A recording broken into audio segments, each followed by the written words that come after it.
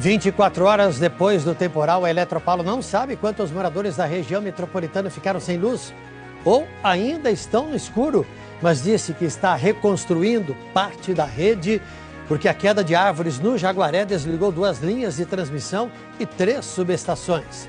Você vai ver as consequências do apagão que afetou o IML, a Polícia Federal e milhares de endereços, principalmente na Zona Oeste. E ainda novas regras para quem gosta de ouvir som alto no carro. A partir de agora, basta o agente de trânsito perceber o som do lado de fora para multar o dono do carro. A morte do jogador na piscina da Portuguesa. A polícia disse que ele morreu asfixiado pela comida. E os nossos repórteres explicam por que as nossas avós tinham tanto medo da chamada congestão. Um divórcio amigável que vai entrar para a história. Santos e o Rei Pelé não jogam mais no mesmo time. A gente explica agora, aqui no SPTV.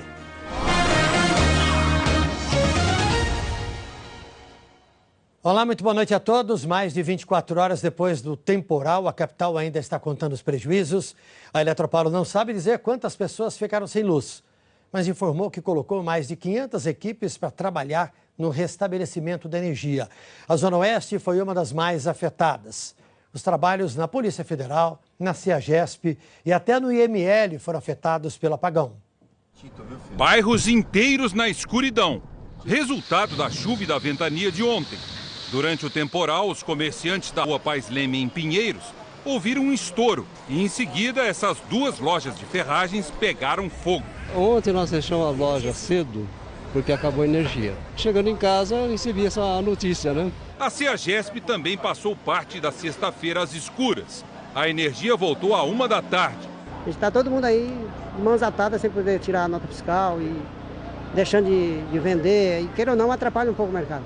Na Polícia Federal na Lapa, um bilhete na porta avisava: sem energia elétrica não tem atendimento ao público. Agora eu estou indo embora. Pelo menos eu tenho mais uma confirmação, pelo menos que vai demorar para voltar, né? Então a gente tinha a ideia, pelo menos a esperança que voltasse rápido, né? A Prefeitura da capital registrou 101 quedas de árvores. A região mais afetada foi a Zona Oeste, com 27 registros em Pinheiros e 43 na Lapa. Essa aqui é a Rua Albion, eles estão ainda retirando desde ontem pedaços dessa árvore enorme que caiu aqui. Olha aí, olha o tamanho da árvore. Agora eles já cortaram ela em vários pedaços. Caiu em cima daquele carro ali, olha, não tinha ninguém, felizmente, lá dentro, ninguém se machucou. Mas esse é o problema. Gente, olha lá, derrubou o poste e olha a quantidade de fios que tem aí ligados. E agora, como é que faz? Agora eu preciso entrar com o caminhão, tentar levar a geladeira para outro lugar, tentar salvar a mercadoria que o freezer tá cheio, meu. Mas até se limpar tudo isso aqui, meu filho? Eu acho que eu perdi tudo. Olha, gente, essa árvore não caiu, mas caiu um braço dela, um galho, que é este aqui, e caiu em cima desse fio aqui. Esse fio estava transmitindo energia daquele lado para cá, 110 e 220 volts. Pois é, rompeu o fio, caiu deste lado de cá e pegou justamente um funcionário dessa oficina mecânica que estava aqui tentando fechar o portão. O Lailson, de 23 anos, acabou morrendo eletrocutado. Menino, gente boa, humilde, trabalhador, estava disposto a trabalhar a qualquer hora. O corpo de Lailson demorou a ser liberado no IML Oeste, na Vila Leopoldina. Adivinhem por quê? Falta de luz. A gente chegou às 6 horas da manhã para tentar retirar o corpo, só que desde as 6 horas da manhã está sem energia, até agora não tem previsão. A direção do IML informou que o gerador estava quebrado. 8 corpos ficaram aguardando necrópsia e registro no sistema até o começo da tarde de hoje. Na mesma Rua Albion, onde o Lailson morreu, árvores caídas para todo lado. E os moradores dizem que já cansaram de pedir à prefeitura para podar as árvores. O senhor já pediu quantas vezes para cortar essas árvores aqui? 6 vezes. 6? Não vieram cortar? Não, até agora não apareceu ninguém. Parece até ironia, né? Olha só, uma placa, cuidado, árvore com cupim. Sérgio mora aqui ao lado. Desde quando está essa placa aí? Bom, eu mudei para cá faz 10 anos e quando eu cheguei essa placa já estava nessa árvore. Deve estar oca. provavelmente completamente oca. Quer dizer, uma ventania como a de ontem, a chance dessa árvore ter voado era muito grande. Melhor a gente sair daqui, né? Boa. Dá uma olhada no tamanho da árvore, é impressionante, olha aqui. E olha como é que ela caiu. Simplesmente ela cortou na raiz. Agora a gente vai ver uma outra situação aqui do lado. Olha aqui, a árvore saiu do chão totalmente. Olha que buraco que fez aqui na raiz. Olha, saiu inteira. Caiu aqui dentro, olha. Foi lá na sala da casa. A árvore encostou no vidro. Felizmente não quebrou o vidro. E aqui estava a família. Ou seja, por 5 metros não atingiu a família em cheio. Vocês já tinham pedido para cortar essa árvore? Mais de 5 vezes. A última vez, a penúltima eu acho, ele ainda me disse, mas a árvore está caindo? Eu falei, não, caindo não, mas ela deve estar com o tronco podre. Então a senhora sai lá fora, abraça a árvore, põe o ouvido no tronco e veja se tem cupim. Se tiver barulho, a senhora volta e me avisa. Eu falei, meu filho, eu tenho 78 anos, ando com o auxílio de uma bengala. Você acha que eu tenho condições de sair lá fora e abraçar uma árvore? Não tenho mais nada a dizer. Que absurdo! A prefeitura não consegue cuidar das árvores da cidade? Um funcionário mal educado ainda fala uma coisa dessa? A dona Sônia, no mínimo, merece um pedido de desculpas oficial. Por isso que ela está sendo obrigada a passar e por isso que ela teve que ouvir do funcionário da prefeitura. Olha, na internet, a Eletropaulo informou que a queda de uma árvore na região do Jaguaré desligou 2 linhas de transmissão e 3 subestações. Ouça um trecho da gravação publicada no site da companhia pelo gerente de operações, Marcelo Puertas. Nesse momento, nós estamos reconstruindo 18 alimentadores que foram destruídos em função de quedas de árvores. Então não se trata de um atendimento pontual, e sim de uma reconstrução de rede. Nós estamos reinstalando postes, reinstalando os transformadores, reinstalando os condutores e reconstruindo essas redes. O gerente da Eletropaulo disse ainda na gravação que as equipes estão se empenhando ao máximo para minimizar os impactos dos desligamentos. E para quem está no escuro até agora, é difícil entender essa demora para restabelecer os serviços básicos. A sexta-feira foi de muito trabalho para moradores da Zona Oeste. Assim que o temporal começou, o ambulante da rua Clemente Álvares, na Lapa, buscou abrigo num banco e de lá viu quando a loja foi destelhada. Conforme o vento vinha, aí eu forçando o vidro da loja, forçando, até que rompeu e o vento entrou dentro da loja. E aí destelhou tudo? Nossa, foi feio demais. Funcionários dizem que chuva e vento destruíram o telhado em 20 minutos. O conserto vai levar pelo menos 20 dias. Durante todo o dia, equipes da prefeitura se espalharam para cortar e retirar dezenas de árvores que estavam caídas nas ruas. O problema é que essas equipes não foram suficientes para a quantidade de trabalho. Eles dizem que a equipe está vindo e a equipe não vem. Eu saí à rua, eu fui procurar a equipe, fui atrás da subprefeitura, trouxe o rapaz da subprefeitura aqui, disse para ele que eu ia com a polícia na subprefeitura, aí que eles mandaram essa equipe que está fazendo agora o reparo. No caso de Luciana, a situação é ainda pior, porque uma dessas árvores atingiu o carro do marido dela. Perdida, é uma perda total, com certeza. A Zona Oeste foi a mais castigada pelo temporal e hoje os estragos estavam por toda parte. Várias ruas ficaram interditadas por causa da queda de árvores. Na Albion, o vento forte assustou os moradores. Eu estou 12 anos aqui, eu nunca vi isso antes, entendeu? Na Barra Funda, as rajadas eram tão fortes que arrastaram até o gol do treino no Palmeiras ontem e as bolas percorreram o campo sozinhas. Só hoje deu para ver a altura que a água chegou na passagem subterrânea conhecida como Toca da Onça, que passa por baixo da linha 7 Rubi da CPTM. E realmente choveu muito ontem, mais da metade do que é esperado para o mês inteiro na capital. A média para outubro é de 110 milímetros o mês inteiro. Só na Lapa ontem foram mais de 64 milímetros. Em Pirituba, 58. Em Pinheiros, choveu 47,6. Em Perus, 41, segundo o CGE. Os meteorologistas dizem que a chuva desta quinta-feira foi uma indicação do que pode vir pela frente nos próximos dias e no verão. Segundo o CGE, 60% das chuvas fortes aqui em São Paulo, que são muito localizadas, como a de ontem, se devem a um encontro explosivo, calor e umidade. Esse encontro de umidade com calor, né, vai gerar nuvens profundas, nuvens altas e que se propagam rapidamente. Os temporais, então, eles passam a ser muito localizados e impactam, geralmente, poucas regiões. Não é uma chuva generalizada. A Prefeitura disse que em agosto do ano passado lançou um plano para reforçar ações como a poda e a remoção de árvores e que este ano fez mais de 64 mil podas.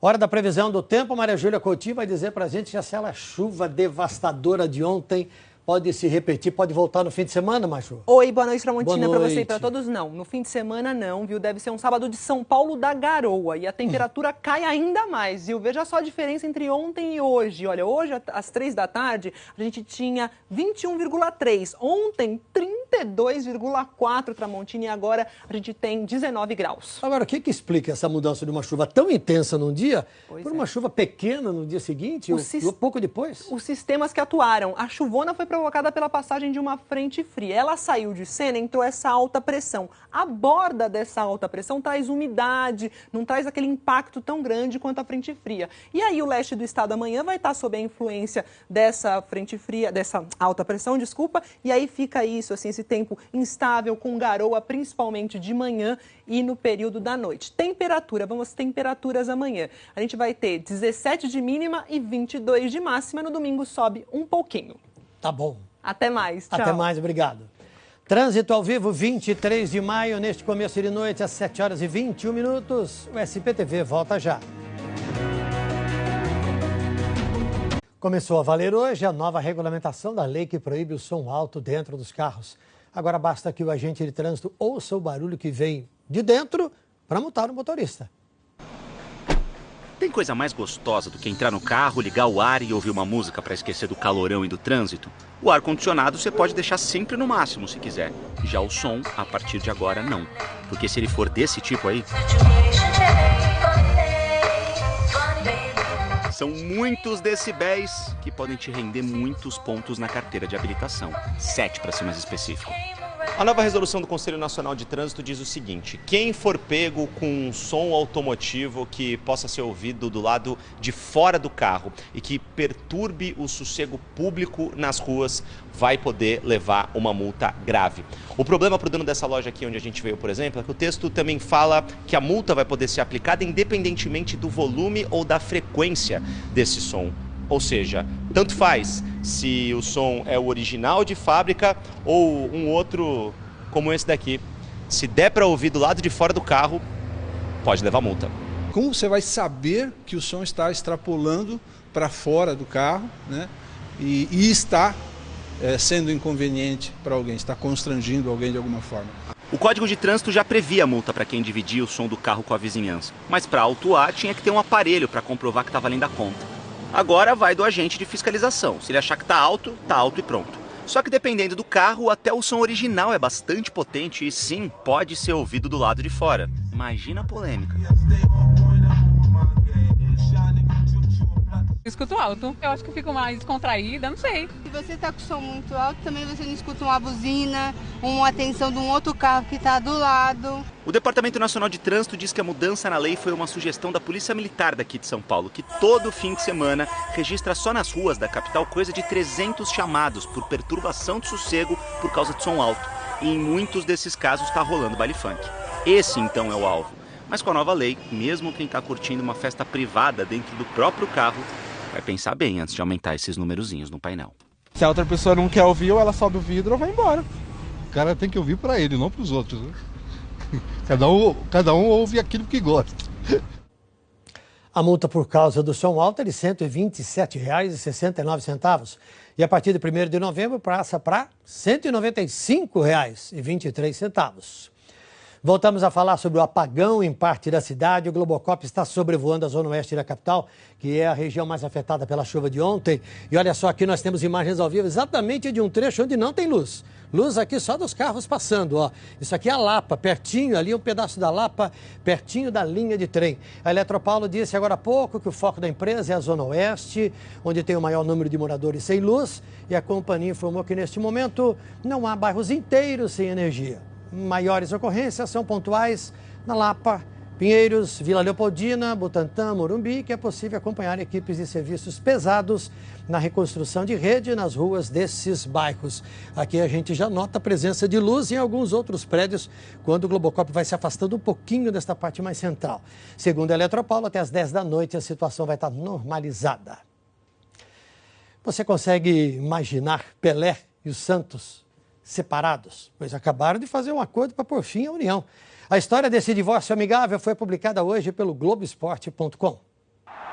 Definitivamente, o mês de outubro ficará marcado na relação entre o maior jogador de futebol do mundo e o clube santista. Foi num dia 2, em 74, que Pelé parou de jogar profissionalmente pelo Santos. Era o fim de um casamento de 18 anos, que rendera 2 títulos mundiais, 2 Libertadores, 6 campeonatos nacionais e 10 paulistas. A relação amistosa seguiu como ex-atleta. 3 anos atrás, Santos e Pelé assinaram um contrato vitalício de exploração de imagem, que foi rompido novamente em outubro, no dia 14, por falta de pagamento. O Santos teve que quitar à vista uma dívida de quase 3,5 milhões de reais. Na prática, os dois estão agora separados. Mas Pelé acena com a possibilidade de um novo contrato. Vamos combinar que Santos e Pelé são mesmo inseparáveis. O trânsito ao vivo, Marginal Pinheiros, 7 horas 28 minutos. O SPTV volta já. Amigos e parentes se despediram hoje do jogador do time sub-17 da Portuguesa, encontrado ontem de manhã na piscina do clube no Canindé. Os exames revelaram que Lucas dos Santos morreu asfixiado pela comida. O velório do jogador Lucas Jesus dos Santos foi na sede do clube no Canindé. O caixão foi coberto com uma bandeira da Portuguesa. Os companheiros de time fizeram uma homenagem. Obrigado, Lucas! A diretoria da Portuguesa avisou à imprensa que nenhum jogador iria falar. O corpo de Lucas, de 16 anos, foi encontrado ontem de manhã na piscina do clube. Não havia sinais de violência. Os exames feitos pelo IML mostraram que o jogador morreu por asfixia, porque os alimentos que ele comeu não foram digeridos e parte foi desviada para os pulmões. Isso é chamado popularmente de congestão. Um dia antes, ele participou de um churrasco com os amigos. Os adolescentes contaram na delegacia que comeram durante 1 hora. No final, foram autorizados a usar a piscina. Por isso, passaram nos alojamentos para trocar de roupa. Só uma câmera do clube gravou os jogadores saindo do alojamento. Lucas está sem camisa, com a toalha nas costas, e corre em direção à piscina. A polícia já sabe que eram 2h30 da tarde. A polícia disse que os vídeos gravados pelos próprios jogadores ajudaram a desvendar só parte da história. Eles estão sob sigilo. Uma imagem mostra quando Lucas passou mal dentro da piscina e foi ajudado a sair por um amigo. Outra imagem mostra Lucas já fora da piscina. Depois disso, o jogador não apareceu em mais nenhum outro vídeo. Quando acabou a festa, um amigo recolheu a toalha, o par de tênis e o celular de Lucas na beira da piscina. Os jogadores perceberam que Lucas tinha desaparecido e avisaram os funcionários da Portuguesa. À noite, uma inspeção foi feita na piscina, mas ninguém viu o corpo dele lá. Só 20 horas depois, já na quinta-feira, o corpo foi encontrado na parte mais funda da piscina.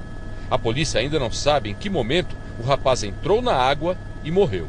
A gente espera talvez que o laudo traga alguma informação de quanto tempo ele ficou imerso na água, né, no interior da piscina, para poder responder alguns quesitos que a gente precisa. Comer muito e fazer atividade física logo depois prejudica a digestão e a pessoa pode passar mal. A repórter Graziela Azevedo falou com um médico para entender o que pode ter acontecido com o jovem zagueiro. O conselho está certo, mas muitas mães e avós pensam que o problema é a água e não é bem assim. Você pode até comer e ficar parado aqui dentro e não acontecer nada. Já os problemas de comer demais são outros e eles podem se agravar se depois de uma grande refeição a pessoa fizer qualquer tipo de exercício pesado. O clínico geral da Universidade Federal de São Paulo explica que o esforço pode atrapalhar a digestão. É que logo depois que a gente come, uma grande quantidade de sangue corre para o aparelho digestivo para ajudar na absorção dos alimentos. Se a pessoa começa a nadar, se exercitar, os músculos vão exigir mais sangue e isso não será nada bom. Pode, por exemplo, dar uma certa tontura, um certo mal-estar, eventualmente vômitos. Então é importante evitar uma atividade física maior, pelo menos, logo após uma grande refeição. O médico também alerta para o risco de regurgitação. Se você vomitar, é o líquido que vem do estômago, cheio de ácido, e aspirar, esse aspirar significa que ele vai para o aparelho respiratório, vai para os pulmões, você pode morrer de asfixia, ele pode obstruir a passagem do ar. Uma fruta ou alimento leve antes de alguma atividade física, segundo o médico, tudo bem. Mas é preciso esperar bastante para se exercitar depois de uma refeição pesada. Se você fizer uma refeição muito pesada, com muita proteína, carne, por exemplo, é necessário no mínimo 3 horas, de 3 a 4 horas para fazer alguma atividade. O médico alerta ainda que a bebida alcoólica pode piorar a digestão, principalmente se for em grande quantidade. Às 8h30 tem as notícias do Jornal Nacional. Boa noite a todos e um ótimo fim de semana.